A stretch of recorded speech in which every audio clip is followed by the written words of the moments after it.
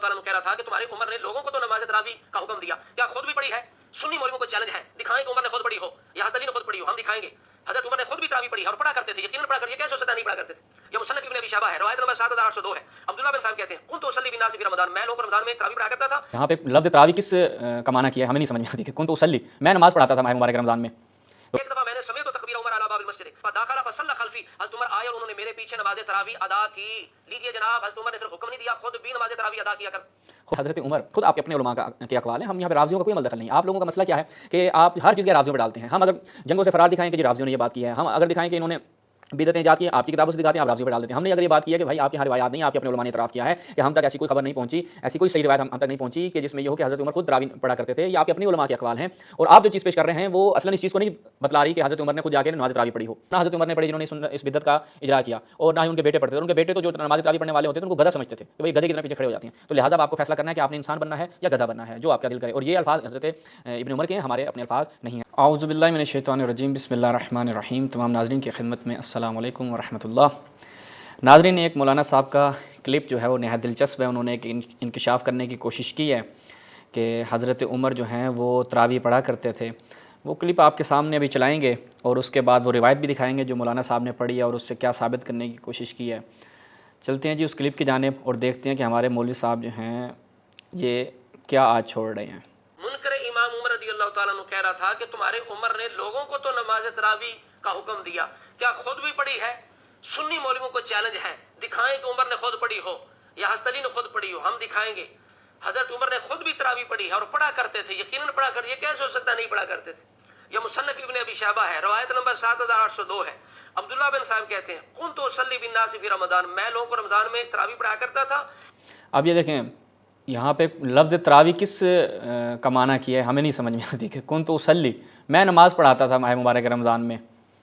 تو اب وہ سمجھ نہیں آ رہی کہ یہ تراویح کا کس لفظ کا معنی تراویح ہے، یہ مولوی صاحب کی حالت ہے۔ آگے چلتے ہیں۔ ایک دفعہ میں نے سمیت تکبیر عمر علی باب المسجد فداخل فصلى خلفی، حضرت عمر آئے اور انہوں نے میرے پیچھے نماز تراویح ادا کی۔ لیجئے جناب، حضرت عمر نے صرف حکم نہیں دیا، خود بھی نماز تراویح ادا کیا کر، خود بھی نماز تراویح ادا کیا کرتے تھے۔ یہ ہمارے مولوی صاحب نے بیان کیا۔ سب سے پہلے اس مصنف کی روایت کو دیکھتے ہیں، اس کے بعد یہ مصنف ابن ابی شیبہ مکتبہ رحمانیہ کی چاپ ہے، مولانا محمد اویس سرور صاحب کا ترجمہ ہے۔ اس میں جب ہم جاتے ہیں تو یہاں پر یہ روایت جو مولوی صاحب بیان کر رہے تھے یہ ملاحظہ فرمائیں۔ پہلے ہم یہاں سے اس پیچھے چلتے ہیں، دیکھتے ہیں اس کا متن جو یہ پڑھ رہے تھے وہ یہ ہے کہ جناب عبداللہ بن صائب کہتے ہیں کہ کنت اصلی بالناس فی رمضان فبین انا اصلی سمعت تکبیر عمر علی باب المسجد، یہ جو انہوں نے روایت پڑھی۔ آگے دیکھتے ہیں کہ خود جو ان کے اپنے مولانا صاحب ہیں جو مترجم ہیں اس نے بھی یہ لفظ تراویح ترجمہ نہیں کیا کہ حضرت عبداللہ بن صائب فرماتے ہیں کہ رمضان المبارک میں لوگوں کو نماز پڑھا رہا تھا نہ کہ نماز تراویح، کہ اچانک میں نے مسجد میں حضرت عمر کی آواز سنی جو عمرہ کر رہے تھے، آپ تشریف لائے اور میری ابتدا میں نماز ادا فرمائی۔ تو یہاں پر کوئی ایسا لفظ نہیں ہے کہ قیام اللیل ہو رہا تھا یا جو آپ جو بھی آپ تراویح لفظ کا معنی جس لفظ کے ساتھ بھی سازگار ہو وہ لے کر آ جائیں اور کہیں کہ جناب یہاں پر جو عموماً معنی استعمال کیا جاتا ہے تراویح کے لیے وہ قیام اللیل ہے۔ تو یہاں پر ایک وہ لفظ لے کر آئے ہیں کہ اصلی، میں نماز پڑھا رہا تھا۔ اب اس کا انہوں نے معنی کیا کیا کہ تراویح پڑھا رہا تھا۔ تو یہ قرینہ آپ کو چاہیے کہ جس سے پتہ چلے کہ یہاں پر تراویح مراد ہے، اور اس کے برعکس آپ کے اپنے ہی علماء نے اعتراف کیا ہے کہ حضرت عمر تراویح نہیں پڑھتے تھے، خود آپ کے اپنے علماء نے۔ رافضی کا یہاں پہ کوئی عمل دخل نہیں ہے۔ یہ ملاحظہ فرمائے مختصر قیام اللیل، یہ دیکھیں یہاں پہ مختصر قیام اللیل انہوں نے کتاب لکھی جناب ابو عبداللہ محمد بن نصر المروزی نے۔ اچھا جی، اس میں جب ہم جاتے ہیں تو یہاں پر کیا بیان کرتے ہیں، قال لیث رحمہ اللہ، ٹھیک ہے، کہ ما بلغنا ان عمر و عثمان رضی اللہ عنہ کان یقومان فی رمضان مع الناس فی المسجد۔ یہ جو یقومان فی رمضان یہاں پہ نہیں ہے کہ وہ یصلیان فی رمضان مع الناس، ایسا نہیں ہے یہ کہ یا آ جائے کہ یصلون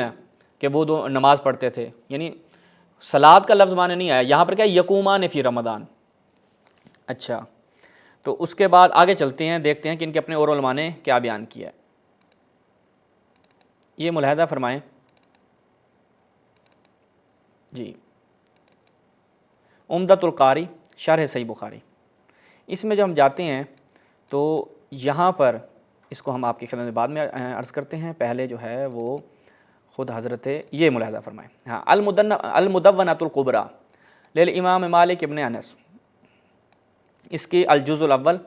اس میں ہم جاتے ہیں تو بالکل اسی بات کو کتاب الصیام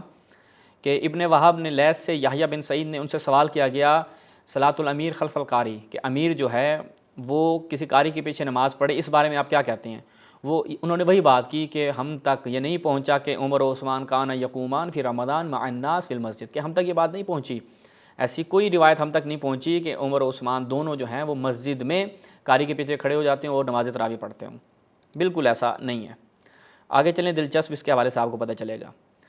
پھر اس کے بعد تو یہ خود بھی مولانا صاحب کہیں گے کہ بھائی یہ غلط بات ہے، ہم اپنی بات سے رجوع کرتے ہیں۔ الاستذکار، جب ہم اس میں جاتے ہیں ابن عبد البر کی الجزء الثانی، تو اس میں دیکھیے گا بالکل یہی چیز کہ جاء عن عمر سے کیا آیا کہ انہما کانا یأمران من یقوم للناس فی المسجد، کہ حکم دیتے تھے کہ لوگ جو ہیں وہ مسجد میں جائیں، قیام اللیل نماز تراویح پڑھیں، ولم یجی عنہما، اور یہ ان سے ہم تک یہ بات نہیں پہنچی کہ کان یقومان معہم، کہ یہ دونوں بھی جا کر نماز پڑھتے ہوں، یعنی یہ ہم تک یہ بات بالقطعاً ہم تک یہ بات نہیں پہنچی۔ اچھا جی، اس کے بعد آگے بڑھتے ہیں اور دیکھتے ہیں کہ کیا بیان کیا ہے ان کے باقی علماء نے۔ یہ ملاحظہ فرمائیں فتح الباری پہ شرح صحیح البخاری، ملاحظہ کریں۔ ہاں، جب اس میں ہم جاتے ہیں تو یہاں پر کیا ہے، ایک روایت لے کے آتے ہیں کہ جہاں پر حضرت عمر جو ہیں وہ حکم دیتے ہیں، ابی بن کعب کو آگے کرتے ہیں کہ تم نماز پڑھاؤ، کہتے ہیں کہ وفیہ اشعار، اس میں جو چیز ہمیں سمجھائی جا رہی ہے کہ بأن عمر کان لا یواظب علی الصلاۃ معہم، کہ عمر جو ہیں وہ خود مواظبت نہیں کرتے، یعنی خود ان کے ساتھ نماز نہیں پڑھتے تھے، انہ گویا کہ کیا کان یرى ان الصلاۃ فی بیتہ، وہ ان کو یہ لگتا تھا کہ نماز جو ہے وہ گھر میں بہتر ہے، ٹھیک ہے، خصوصاً آخر اللیل میں افضل ہے، یعنی رات کے آخری پہر میں افضل ہے، وہ خود نہیں پڑھتے تھے، وہ یہ سمجھتے تھے، اس سے یہ سمجھ میں آتی ہے کہ حضرت عمر خود آگے نہیں آئے یا خود وہاں پہ نہیں کھڑے ہوئے، وہ یہ سمجھتے تھے کہ بھائی گھر میں پڑھنا جو ہے وہ سب سے بہتر ہے، ان لوگوں کو میں نے آڑے لگا دیا، یہ لوگ تو پڑھیں لیکن میں نہیں پڑھوں گا۔ اسی کو عمدۃ القاری میں اسی روایت کے ذیل میں کیا بیان کیا، عمدۃ القاری شرح صحیح بخاری، ملاحظہ فرمائیں یہاں پر کیا جی، اچھا وفیہ اشعار، اس میں کیا ایک چیز سمجھائی جا رہی ہے کہ بأن عمر رضی اللہ عنہ کان لا یواظب الصلاۃ معہم وکأنہ یری ان الصلاۃ فی بیتہ افضل ولا سیما فی آخر اللیل، بالکل وہی عبارت جہاں پہ بیان کر رہے ہیں اس روایت کے ضمن میں کہ حضرت عمر یہ سمجھتے تھے کہ بھائی گھر میں پڑھو افضل ہے، اور وہ خود ان کے ساتھ نماز پڑھنے کو ترجیح نہیں دیتے تھے۔ تو یہاں تک یہ چیز تو واضح ہو جاتی ہے کہ حضرت عمر خود آپ کے اپنے علماء کے اقوال ہیں، ہم یہاں پہ رافضیوں کا کوئی عمل دخل نہیں۔ آپ لوگوں کا مسئلہ کیا ہے کہ آپ ہر چیز کے رافضیوں پہ ڈالتے ہیں، ہم اگر جنگوں سے فرار دکھائیں کہ جی رافضیوں نے یہ بات کی ہے، ہم اگر دکھائیں کہ انہوں نے بدعتیں ایجاد کی ہیں، آپ کی کتابوں سے دکھاتے ہیں، آپ رافضیوں پہ ڈال دیتے ہیں۔ ہم نے اگر یہ بات کی ہے کہ بھائی آپ کے یہاں روایات نہیں، آپ کے اپنے علماء نے اعتراف کیا ہے کہ ہم تک ایسی کوئی خبر نہیں پہنچی، ایسی کوئی صحیح روایت ہم تک نہیں پہنچی کہ جس میں یہ ہو کہ حضرت عمر خود تراویح پڑھا کرتے تھے، یہ آپ کے اپنے علماء کے اقوال ہیں، اور آپ جو چیز پیش کر رہے ہیں وہ اصلاً اس چیز کو نہیں بتلا رہی کہ حضرت عمر نے خود جا کے نماز تراویح پڑھی ہو، ایسا بالکل بھی نہیں ہے۔ اچھا، اس کے بعد اس کی وجہ کیا ہے؟ اس کی وجہ بڑی زبردست ہے، اس کی وجہ میں آپ کو دکھاتا ہوں کہ حضرت، اب آپ خود بتائیں، اس کے بعد تو میرے خیال میں مولوی صاحب کو شرم کرنی چاہیے اگر وہ اس طرح سے کوئی بات کرتے ہیں۔ یہ ملاحظہ فرمائیں المصنف لابن ابی شیبہ، اچھا جی، المجلد الخامس، اس میں جب ہم جاتے ہیں تو یہاں پہ دیکھیں کہ ایک شخص نے ابن عمر سے نماز پڑھا کہ کیا میں امام کے پیچھے نماز پڑھ سکتا ہوں ماہ مبارک رمضان میں؟ فقال تم سے تو کاننا کا حمار، کہ تم گویا کہ یہ جو کام تم کرنا چاہ رہے ہو یا گدھے کی طرح ایک انسان کے کسی کے پیچھے کھڑے ہو جاؤ گھر میں پڑھو، ٹھیک ہے۔ اور اوپر خود کہتے ہیں کہ ابن عمر جو ہے کان لا یقوم مع الناس فی شہر رمضان، وہ خود ابن عمر بھی نہیں پڑھا کرتے تھے، وہ اپنے باپ کی سنت پہ عمل کرتے تھے، وہ خود بھی نہیں پڑھتے تھے، اور جو پڑھتے تھے ان کو کہتے تھے کہ گدھے تھوڑی ہو تم کہ کسی کے پیچھے جا کے خاموشی سے کھڑے ہو جاؤ۔ اور اسی روایت کو جیسا کہ دکھایا صحیح کا ہے، اس کے بعد ایک اور موقع کی تحقیق کسی مصنف ابن ابی شیبہ میں ابو محمد اسامہ بن ابراہیم بن محمد کی تحقیق کے ساتھ یہاں پہ ملاحظہ فرمائے دونوں روایت کیا ہیں، اسنادہ صحیح۔ کون سی روایت کہ کان سالم والقاسم لا یقومون مع الناس، یہ دونوں جو ہیں وہ ابن عمر بھی नमाज नहीं पढ़ते थे, अन्नहु कान ला यकुमु मअन्नास फ़ी शहर रमज़ान व कान सालिम वल कासिम ला यकुमु मअन्नास, ये भी नमाज नहीं पढ़ते थे तरावी की। साल रजुलन इब्न उमर, एक शख्स इब्न उमर से सवाल करता है कि मैं इमाम के पीछे माह मुबारक रमज़ान में खड़ा हो सकता हूँ? तुमसे तो कान्ना का हिमार, तुम जो है वो गधे की तरह चाहते हो कि नमाज़ पढ़ो। अब ये अगर कहें कि तर्जुमा हमने अपनी तरफ से किया है तो हम दिखा देते हैं कि आपके अपने ही मुतरजमीन ने यह तर्जुमा किया है, ताकि ये भी इनका दुख दर्द दूर हो जाए। ये मुलाहिज़ा फरमाए मुसन्नफ़ इब्न अबी शैबा इनके अपने तर्जुमे के साथ। यहाँ पर जब हम जाते हैं तो यहाँ पर वही रिवायत को नकल करने के बाद क्या कहते हैं कि हज़रत इब्न उमर से सवाल किया कि मैं रमज़ान में इमाम के पीछे तरावी पढ़ता हूँ, ये ठीक है? तो उन्होंने क्या फरमाया, तुम गधे की तरह मुँह उठाकर खड़े रहते हो, ठीक है? यानी जो नमाज तरावी पढ़ते हैं उनको जो सहाबी रसूल हैं आपके अब्दुल्लाह इब्न उमर, वो क्या कहते हैं कि तरावी नमाज़ पढ़ने वाले जो पीछे चुप करके खड़े होते हैं वो गधे हैं। तो अब आपकी मर्ज़ी है कि आप गधे बन के खड़े रहें या आपकी मर्ज़ी है, यानी इंसान के अंदर अक्ल होनी चाहिए, इंसान के अंदर शऊर होना चाहिए। आप सुन्नी बने लेकिन अहमक नहीं बनना चाहिए इंसान को कि आप हमारे बरादरान हैं, आप तक ये हम हक़ाइक़ इसलिए पहुँचा रहे हैं चूँकि